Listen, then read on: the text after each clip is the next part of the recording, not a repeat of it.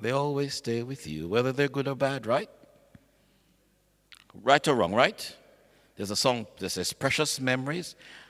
So I moved from the secular to the religious, right? How they linger, right? So a lot of us, we make decisions based on what happens to us in the past. Even if something is good for us in the present, sometimes there's a fear factor because you know what? I got burnt before. Right? Okay. So you have to look at your past and wrestle with its implication for the present. All the items below are excellent spiritual activities. However, sometimes we need other help. You know, listen, go to camp meeting. It's good, fellowship. Have Bible study, amazing. I love prayer meetings. I don't miss prayer meetings. Fasting, evangelism. So all these are spiritual activities that we take part in. And many of us, even though we continue to take part in spiritual activities, we're still wrestling with our spirituality. And the reason for that is because we are not emotionally mature. We are afraid to confront some of the things in our lives. With the people, you're in threes, right? With the person next to you, read and discuss what the text is saying. Have a read. Or you want me to read because you might not be able to see it from where you are. I'll read, okay. Oh, but Luan is at the front. She can read. Her voice is much more distinct than mine and much sweeter. So we'll give her the mic. You shall not bow down to them or worship them, for I, the Lord your God, am a jealous God, punishing the children for the sin of the fathers to the third and fourth generations of those who hate me, but showing love to 1,000 generations of those who love me and keep my commandments. Okay? You shall not bow down to them or worship them, for I, the Lord your God, am a jealous God, punishing the children for the sin of the fathers to the third and fourth generation of those who hate me, but showing love to the thousands of generations of those who love me and keep my commandments. I'm going to hint, look at what I've underlined. Okay, have a discussion. Have a discussion in your group, please. Take a few minutes. Hint, look at what I've underlined.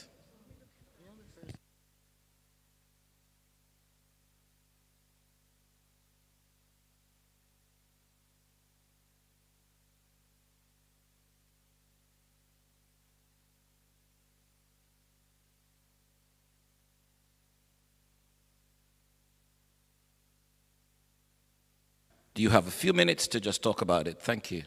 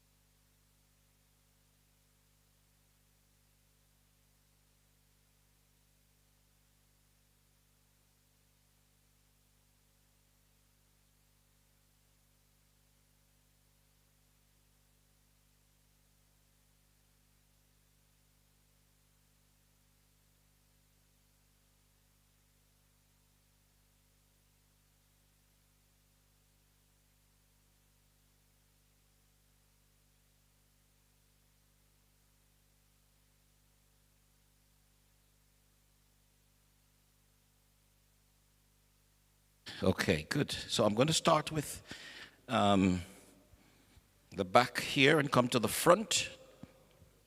What are you guys coming up with? We were pondering and trying to look at what you said underlined when it said punishing the children of the fathers onto the third and fourth generation well, I think it says of those who hate me. So we said, because we know the other part said about mercy, we're saying that when we walk obediently to God, it's not that we won't do wrong things, but he knows that our intention is to walk in obedience to him. So he will show mercy on our errors, our mistakes. But if we're totally rebellious, he will let us live in what our forefathers allowed us maybe even to inherit. I don't know. You touch on something which is good, mercy. You talk about generation. Yes. I don't know if it's right or wrong because I'm not living in their culture, but some children have to bow to their parents. Okay, good. Well, okay, good. Children, you've touched on something, generation. Who's speaking here? Elder Kirk? How do I know you? Don't worry. Even though it says punishing the children, the sins of their fathers, but that can also be broken.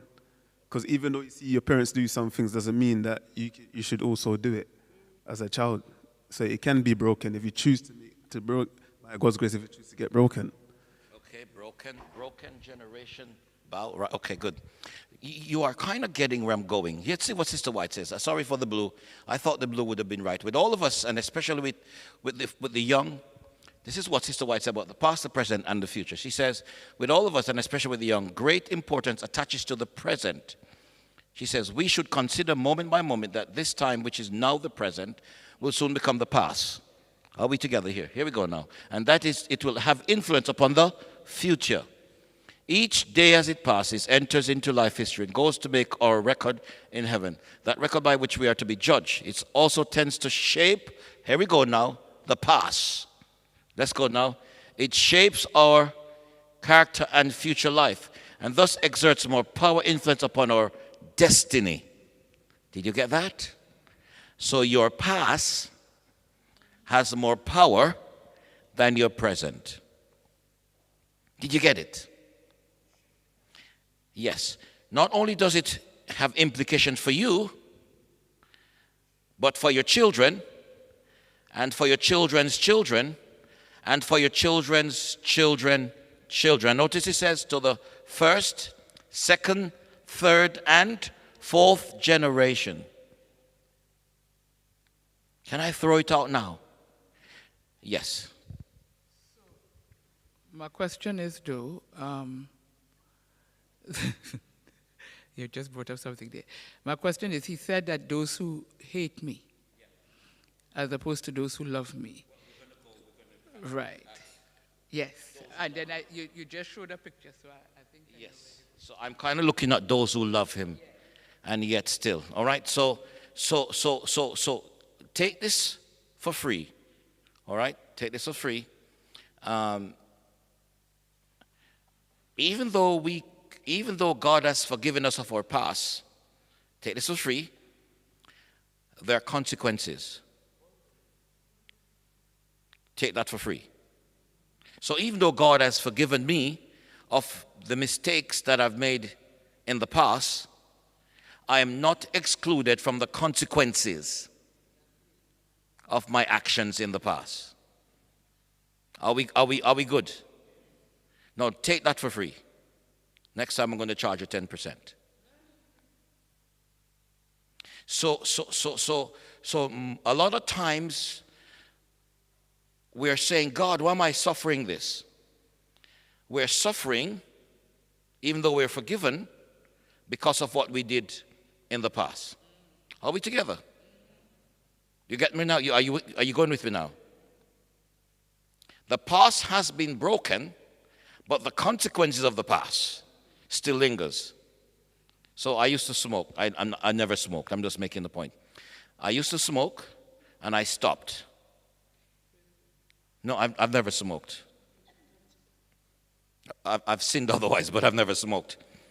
And 5 years down the road, I have lungs cancer.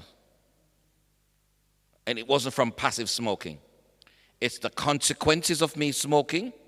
Are we together? Or I'm using I as the royal I, right? Or somebody who was very promiscuous, right? And suddenly cervical cancer. They come to Christ, right? the consequence of the past. Are we together? So even though I've been forgiven, washed, cleansed, sanctified, coming to church, the consequences of my action still follows me. Are we together? Okay. You can question. Right, okay, good.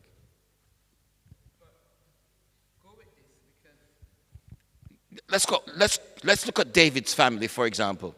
Let's look at David's family. Okay.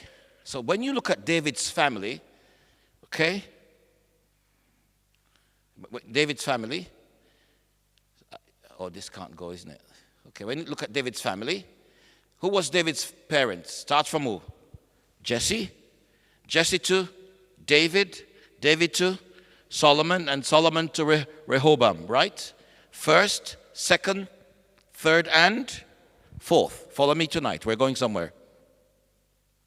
So when you read 1 Samuel 16, the Bible simply says that Jesse loved the Lord. And that's as much as we know. There's nothing else that they said about him. So this man, the father, was in love with God. Are we following? Okay. Second generation. What's happening?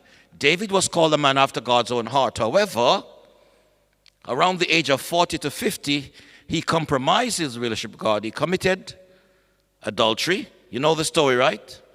And not only did he commit adultery, but he also committed what? Murder. He killed Uriah. So his father loved the Lord. Watch me now. Jesse was in a good relationship with God. Then he had David.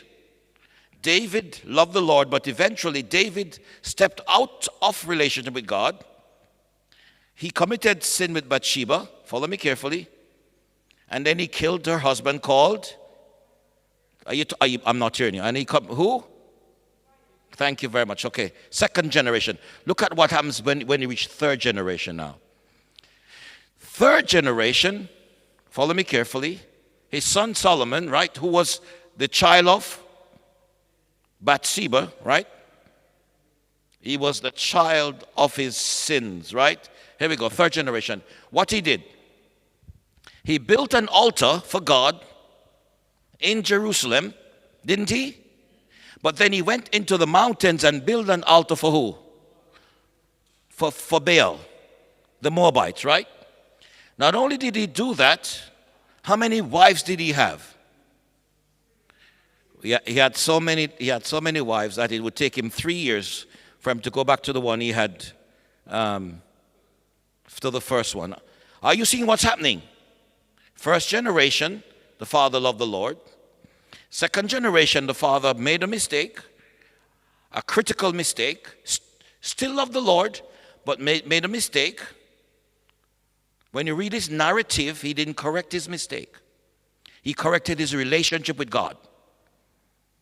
The consequences then passed from him to his son at the moment. Just, we're looking at one, all right? Okay. What happened to the fourth generation? Spiritual decline reaches rock bottom. Solomon's son, Rehoboam, totally ignored God and engaged in idolatry and detestable practices. Remember, they used to also sacrifice children. Generation one. Come with me now. What happened in generation one? No, the father, Jesse, loved the Lord. Generation two, David, loved man after God's own heart. But in the middle of life, he got bored. Right? We know what happened. Got distracted. Then he started messing about with Bathsheba. She got pregnant. Right? He sent for the husband. When he said, I can't do this, he then killed him, right? And then he took Bathsheba to be wife. She had, the first child died, remember? And then he had Solomon. Okay. You don't think people in the community were talking about it? Well, read the Bible. The Bible said they knew about it. So they were talking about it. So Solomon knew, even though he was legitimate, in his mind, his father should not have been David, but Uriah. Are we together? Okay. Solomon started out well. He built a temple for God, but then he got distracted and built a temple for Satan. Are we together? By the time his son came on the scene, his son moved away altogether and ignored God and started sacrificing children. Okay, 2 Kings chapter. Here we go. Read that together. Let's read together. He did evil in the eyes of the Lord, following the detestable practices of the nation the Lord had driven out before the Israelites. Read with me, please. He rebuilt the high places his father Hezekiah had destroyed. He also erected altar to Baal and Asherah, poled as Ahab, king of Israel, had done. He bowed down to all the starry host, and he did what? Right. So listen to me carefully. If you don't correct some things in your generation, it can go on to the next generation. If they don't correct some stuff in their generation, it can go on to the... And by the time your fourth generation comes about, it's worse than the first. Are we together? So here it is now. So some of the problems that you and I are having in our lives didn't stem from what we did.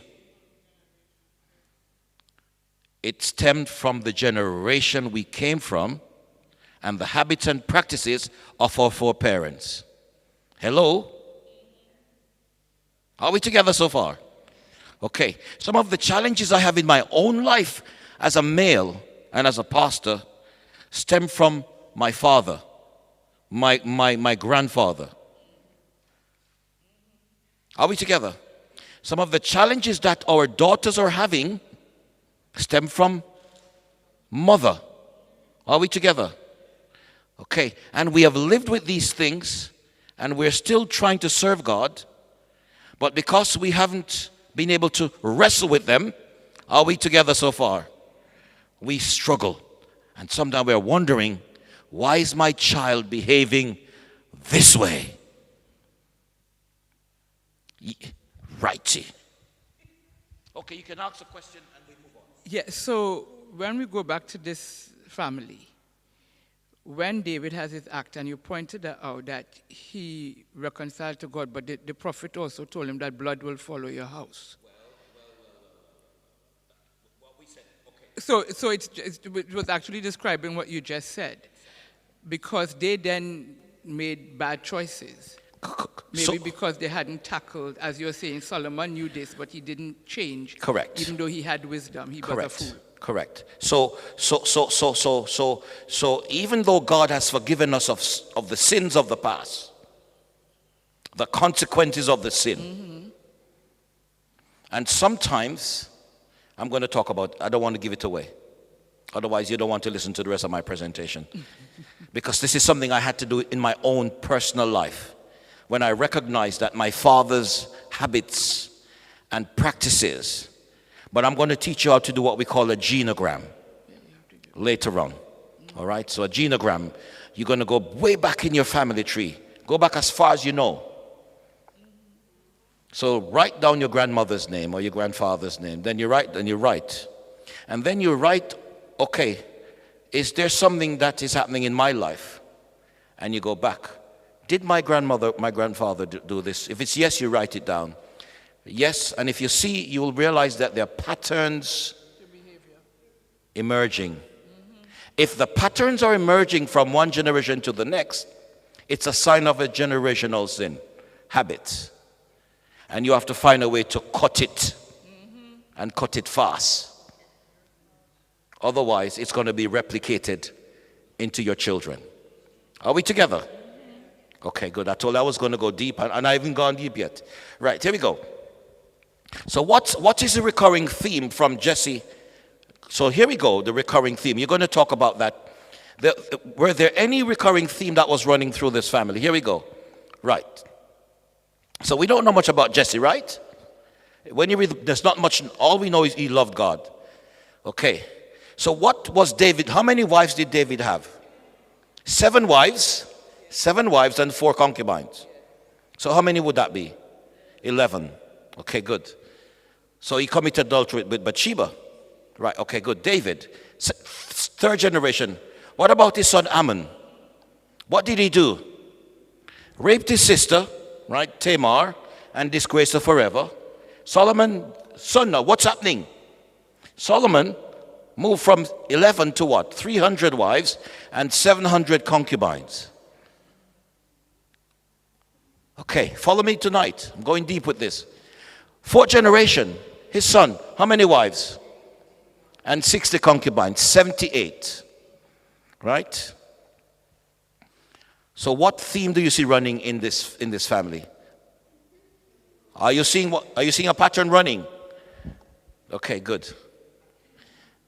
Is there any other pattern that might be running in the family? What about civil rivalry? Jealousy. Come on now. Remember now, when David turned up in 1 Samuel 17, what did his brother say? What are you doing here? You busybody. You come to watch us on take back news. Right? Civil rivalry. Read it when you have time. 1 Samuel 16 and 17. Let's go. Second generation. Absalom killed his own brother. Remember? Civil rivalry in revenge for the sister, right? The family is divided as a result. Absalom even declared himself to be king over the father whilst the father was still alive. Are we together so far? Second generation. Let's go to the next generation. Third generation. So Rehoboam carries this pattern even further as his family disintegrate. And watch this now. By the fourth generation, the kingdom is divided from one tribe, 12 tribes. You have 10 agreeing, and 2 agreeing on this side. Are we together? So the father made the will and gave most of what he had to one child. And he had 4 children. What's going to happen to the next generation? Come on, talk to me now. And then what's going to happen to the next generation? And then what's going to happen to the next generation? The father had a child outside of his marriage. What's going to happen to the child who is an outside child? Nobody go like him or her. Talk to me, come on now. How many times have you been to funerals and the outside child is sitting at the back and it's not the child's fault, but the child is seen as a curse? Are we together? Follow me. I'm going deep tonight. Told you this. Any other theme running into the family?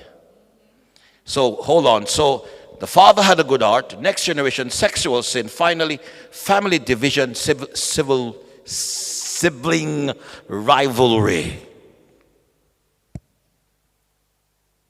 Don't we see this in the church? Talk to me, somebody. Don't we see this? Not in Clapton, it's a good church. Not in Leighton, it's a good church. Don't we see this in other churches? Talk to me, everybody. Let me scratch you. Don't you see it in your own family too? Okay, we're going to go deeper still. Right. Read with me. Sin is passed from generation to... Come on, everybody. You can see. Read with me. Come on. Sin is passed from generation to generation. The implication is what? Clear. It is impossible to help people break free from the past apart from understanding the family tribe in which they grew up. Unless we grasp the power of the past on who we are in the present, we are going to replicate the same behavior that we got from our parents even when we come to church. A lot of problems we have in church have nothing to do with church. We bring what we have and we take it to church. And then we blame the church for the problem we have. We blame the pastor. The pastor can't help us for the problem we have.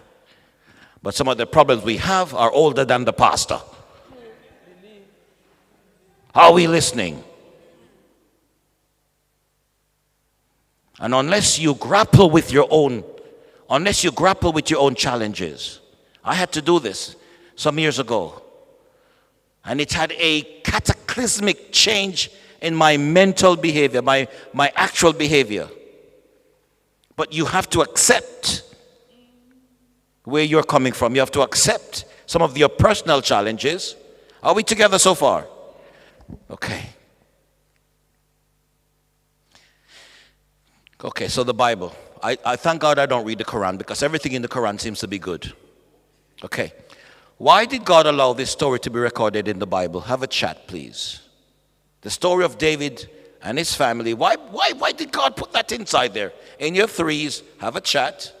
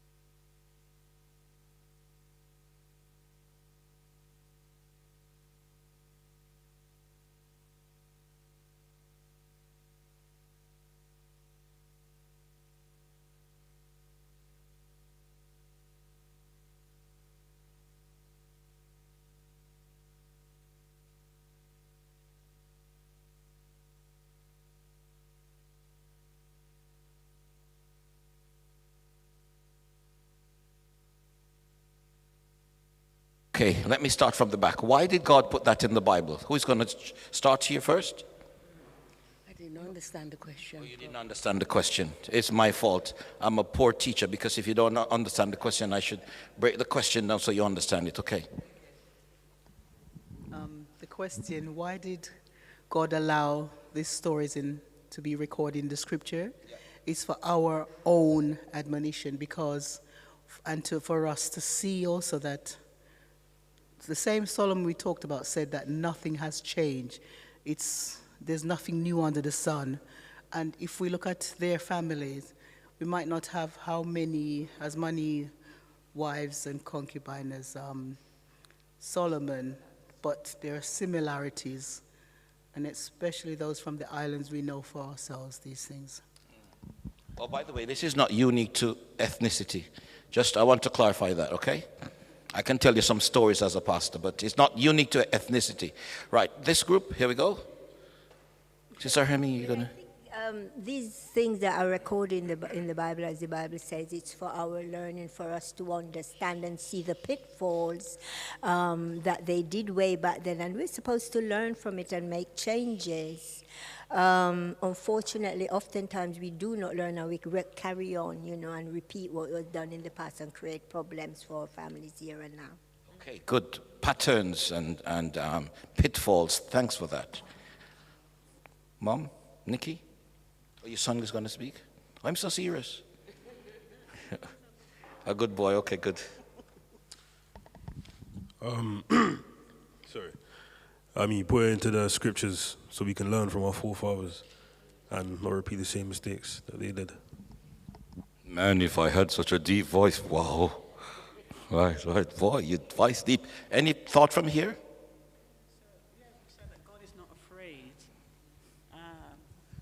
God is not afraid to put everything out there. It's we that have a problem with it. And yes, it's to learn, but also so that we can actually change our behavior. The church is a messy place. Hello? It's a messy place. There's a lot of mess. And God is not afraid to show it that this world is a messy place. Are we together? Let's go. And he's not just afraid, but here we go. Now, these things were example to the intent we should what? Not lust after evil things, as they also what? So somebody says it's for learning, isn't it? But even though we still fall, don't we? So even though this would never happen to me. How many times have you said that? Come on, talk to me. Yeah, you see brother, sister, I said, me, Royston Constantine Theophilus Smith, 5'6", weighing 221 pounds, 41 pounds more than I should be weighing. Never happened to me. And before, as my grandmother said, before the spit dries, the very person who said it never happened to me is the very person who has done worse. Are we together? Let's read. It is difficult, let's read together. It is difficult to help people to break free from their past without what? Talk to me, come on, let's go again. It is what? Difficult to help people to break free from their past without understanding the families in which they what? So if you don't know your parents, some of the problems you're having in life, even though you come to prayer meeting, you're fasting, you are praying, you're coming to camp meeting, and you're still struggling with those things, you need to stop and say, okay, I need to find out where I'm coming from. Hello? Key point, here we go. You cannot be what? Spiritually mature whilst being what? God, why am I not growing in church? I've been in church for 40 years and I'm not growing. I'm struggling.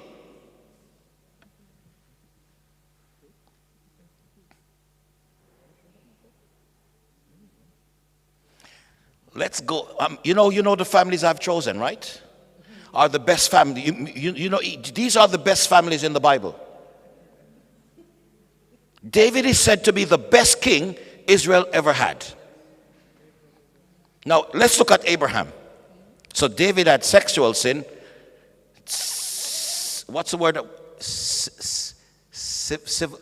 Sibling rivalry. Right? And what else? Family division, right? Okay, let's look.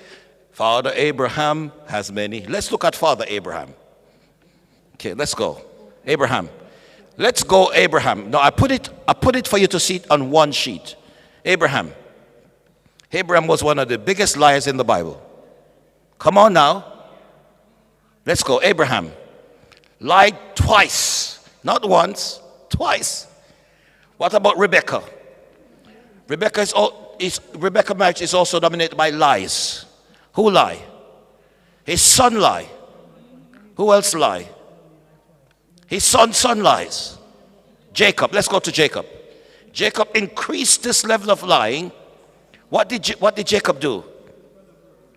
Stole his birthright, right? Then lie about it, right? By the way, it was his mother who inveigled him, right? Then he went to his uncle, lied to him, uncle, and the uncle lied to him and cheated him, right? Are we together? Fourth generation, from lying to almost murder. The 10 sons picked up on Joseph, threw him in a pit, sell him away. Are you seeing what's happening? Abraham lie, Isaac lie, Jacob lie, and by the time you can't count the lies.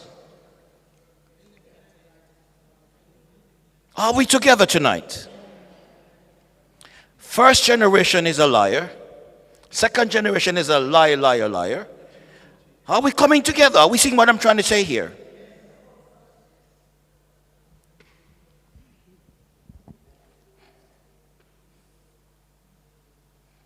What about a favorite child?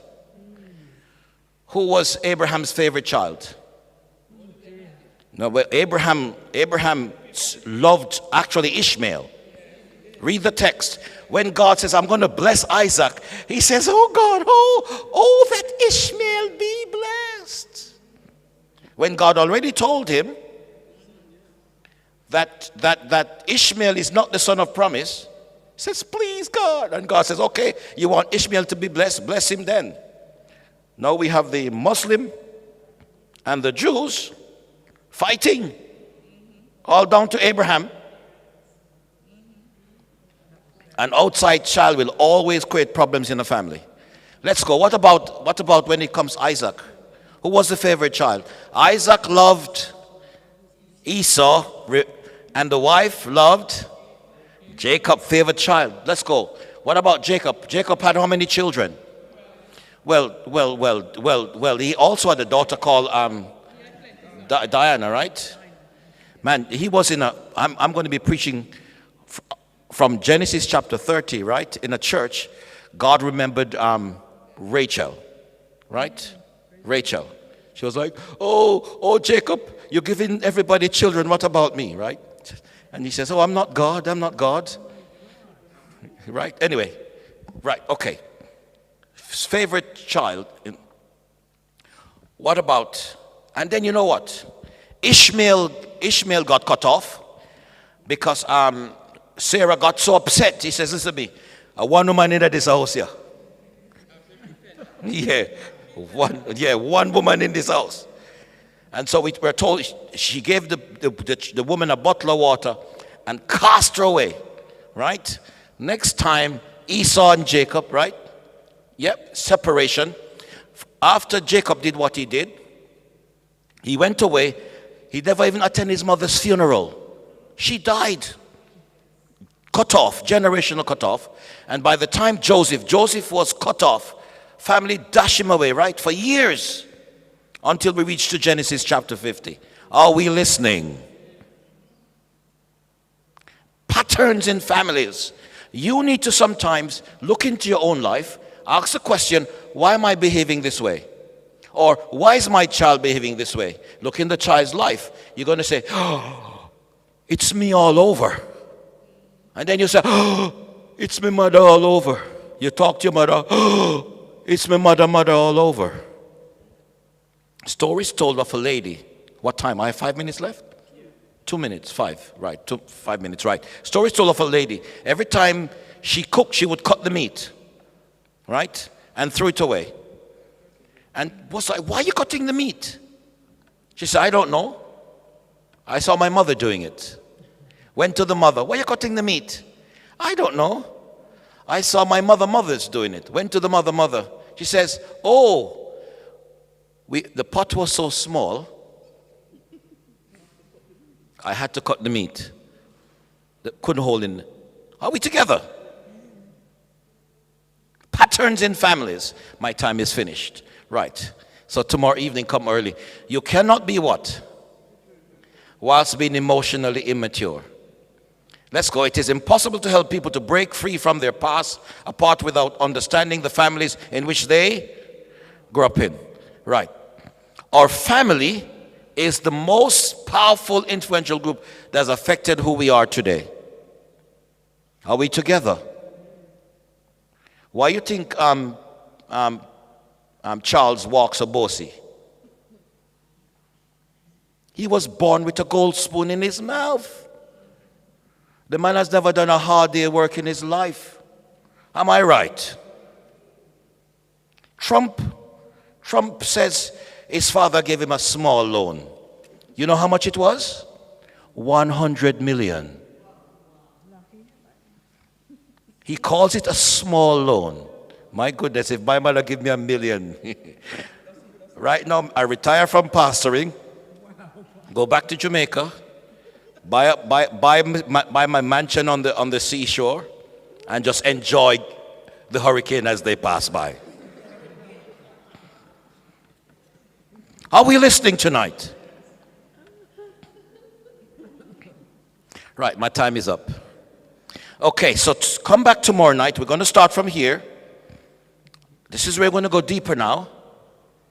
I want you to think about your family and use adjectives to describe people in your family who have influenced you. Come back tomorrow with paper and pen. We're going to be going deeper tomorrow. We're going to begin to dig into the past. You know, it took me a long time to settle down. I'll tell you this story and then I'm finished now. It took me a long time to settle down. I broke many hearts, made many mistakes. And when I sat down and I realized, I looked at my father has about 7 children. Well, as far as I know. When I looked at my grandfather had 27 children. And, well, as far as I know. And my grandmother only had 11 for him. So you understand what I'm saying? So at least 16 of them were outside of. Are you seeing what I'm trying to say? So I was wondering, why can I not settle down? Why am I struggling? And I met some wonderful women in my life, good people. I've heard some of them. And I was like, oh Lord, help me. Are you with me? But I had to go through the counseling process, sitting myself down, analyzing my own life and saying, you know what? You have not been the best you should be. Why? And then having wrestled with that for some time, personal wrestling with that for some time, I said, you know what, Lord? I need to change my life. Are you with me? So now I have a daughter, and the Lord is so good, He only give me one child. Now I have a child. I'm asking the question, Lord, what's going to happen to her? Are you with me? So I need to begin to rethink. I don't want to pass on from my to my. Are we together now? So tomorrow evening we're going to talk about reparenting. All right? We're going to help you tomorrow evening. My time is up. You're going to describe your parents' relationship. My mother was a lovely woman. We were not as connected as we should be. My grandmother grew me, loved me, spoiled me, and that also affected me. We'll talk about that. Gender role and authority. My grandmother was the boss in the house. So as a man, sometimes I struggle. I want to give my wife sometimes when I need to stand up for myself, or I need to, I become very emotionally thin as a person, something I'm growing with. In my family, we don't talk about feelings, especially as men, it's weak, right? We're going to talk about that tomorrow evening. Sexuality is not a conversation we had. A lot of us, we don't want to talk about it. But now the children are talking about it. Government is telling them about it. We're going to talk about it tomorrow evening. Conflict, anger, tension. How do we deal with that in your families, in the church? I'm going deeper tomorrow evening, but my time is up. So, family secrets. These are some challenges that we need to explore. Right, Pastor said, cut. Let's pray. Father, we thank you for today. Amen.